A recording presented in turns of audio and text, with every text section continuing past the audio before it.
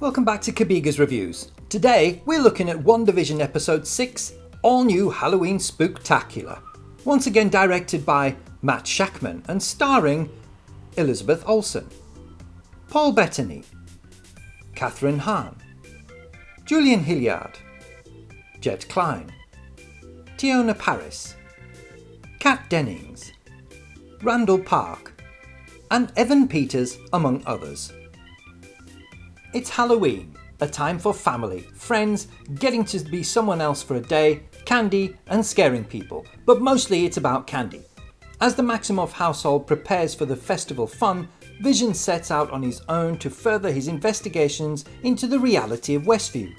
Meanwhile, outside in the real world, S.W.O.R.D also continues its investigations into the Maximoff anomaly. Once again, we start in the sitcom. This time, it's heavily influenced by Malcolm in the Middle, which was a very successful sitcom throughout the 2000s. And you can still feel the after effects of the last episode in the relationship between Wanda and Vision, following on from their argument. There's definitely still some tension there. There's also Pietro, who seems to be fitting in rather well despite not being quite right, something that Wanda seems quite unsure of. He's definitely not the brother she remembers. Vision continues his quest to uncover the truth of Westview, and what he finds is truly creepy. I loved the scenes where the residents stuck in loops and simply frozen. It was very well done and very creepy to see. I know I've already said that word, but it really was. I found it quite unsettling. It's all very well shot and suitably unnerving. And Vision also encounters Agnes near the town boundary, shall we say, and his encounter with Agnes is equally unsettling, as she reveals something particularly disturbing to him, which in turn makes him even more determined to contact those outside Westview to see what's going on. It's cool to see the twins more as well. They're really coming into their own, and they're funny and engaging, particularly as they spend time with their uncle, the Pietro that's not quite right. Even they notice he's not quite right, but the thing is, they don't know Pietro, so they know it as their mum's unease with him, which they don't quite get, but you know, they're just youngsters, so that is what it is. Also, it's worth noting that their powers are finally manifest, and they definitely follow in the Maximoff family footsteps. I feel that comments made by Pietro to the twins also could be very telling. He calls them, he refers to them in certain terms at certain points throughout the episode that I feel could actually be seeds for what's to come in future episodes, or at least more revealing than what they first appear to be, which is a theme throughout this entire show. And the advert that's in this is for Yo Magic. Now, I think personally it's the adverts are a reflection of the reality of what's going on within Wanda.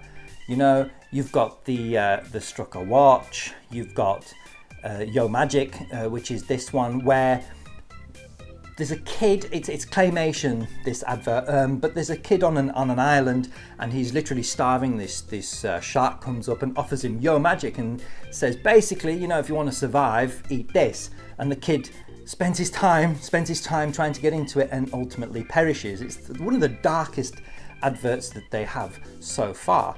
But I think it's a good metaphor for the fruitlessness of chasing something that really doesn't exist. Yo Magic, for example, which comes from a shark. And I think it also goes to illustrate Wanda using magic to sustain herself, to satiate her need.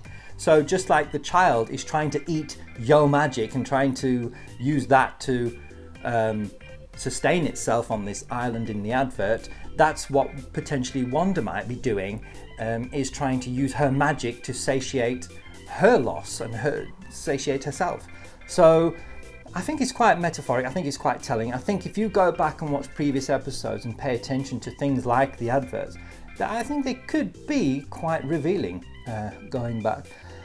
Also, there's more going on that meets the eye from the outside world. There's Monica's test results come through, explaining she's been through the walls of the hex a couple of times, so she's changing into what? We don't know.